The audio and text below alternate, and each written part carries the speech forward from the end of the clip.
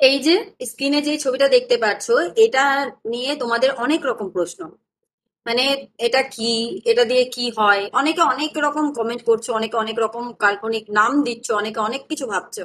কিন্তু বিশ্বাস করো, এটা বাজে কোনো জিনিস না। আর বাজে কিছু হলে পরে আমি নিজেও পোস্ট করতাম না। হ্যাঁ, এটা মেয়েদের এমন একটা জিনিস যেটা মেয়েদের সংসার নষ্ট করার ক্ষমতা রাখে, বা কোনো মেয়েকে অনেক বড় ক্ষতিও করে দেয়। তো যাই হোক, এইগুলো না বলে যেটা দরকার সেটা তোমাদেরকে বলি।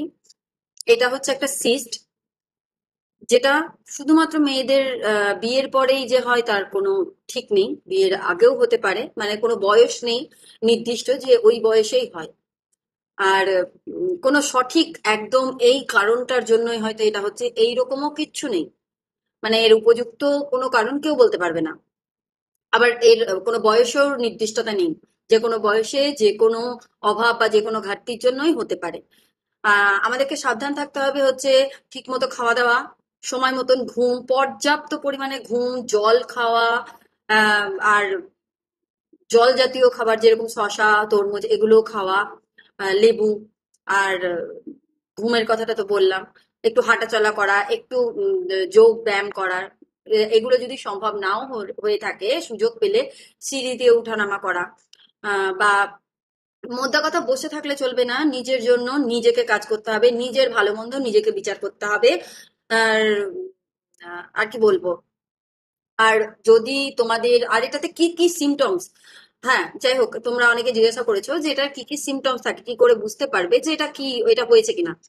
এটার সিমটমস হচ্ছে তুমি মোটা হয়ে যাবে, অনেকে আবার রোগাও হয়ে যায়, অনেকের পেটে ব্যথাও করে, অনেকে কিছু বুঝতে পারে না, অনেকের গা গোলায়।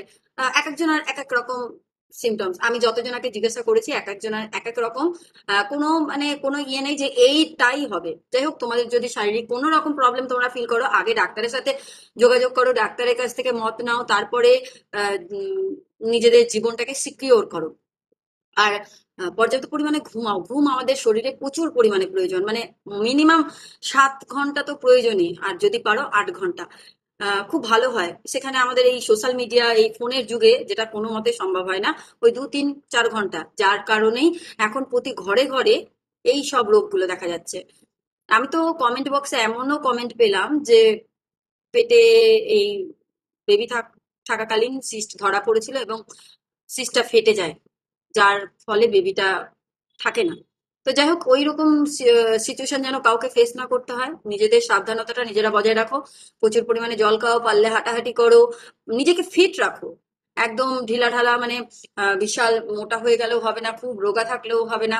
খাওয়া দাওয়া ঠিকঠাক করে নিজেদের শরীর মানে শরীরকে সবসময় সুস্থ রাখো, চনমনে ফুর্তি বাজ হয়ে থাকো, একদম তরতাজা রাখো, ঝিমালেও চলবে না। সবকিছু প্রয়োজন। আম, যাই হোক, আর যদি তোমরা এর পরেও সন্তুষ্ট না হও যে এটা কি এখনো বুঝলাম না, এখনো বুঝতে পারলাম না, তবে তোমরা আরো প্রশ্ন করবে। আমি যদি পারি সেটা সেই প্রশ্নের উত্তরগুলো তোমাদেরকে তুলে ধরবো।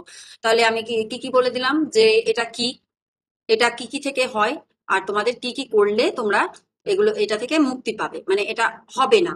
ঠিক আছে, আমি যতটা পারলাম, যতটা আমি নিজে জানি তোমাদের সাথে শেয়ার করলাম। তো এটা অনেক সময় মেয়েদের জরায়ুতেও হয়, মেয়েদের ব্রেস্টেও হয়। আর আমি যতদূর জানি এটা মেয়েদেরই বেশি হয়, আবার অনেকের কমেন্টে এটাও শুনলাম যে এটা ছেলেদেরও হয়। তো সেটা আমি এখনো পর্যন্ত কনসার্ন নই, আমি জানি না, জানলে পরে অবশ্যই তোমাদেরকে জানাবো। যাই হোক, ভিডিওটা সকলের জানার জন্য, যারা যারা প্রচুর ভাবে জানতে চেয়েছো এটা কি, সকলের জন্য তোমরা ভিডিওটাকে পারলে একটু শেয়ার করে দিও। কারণ সবাই জানুক, আমি চাই সবাই জানুক, সবাই সুস্থ থাকুক, সতর্ক থাকুক, কারণ সুস্থতাই আমাদের জীবন। ভালো থেকো, নমস্কার।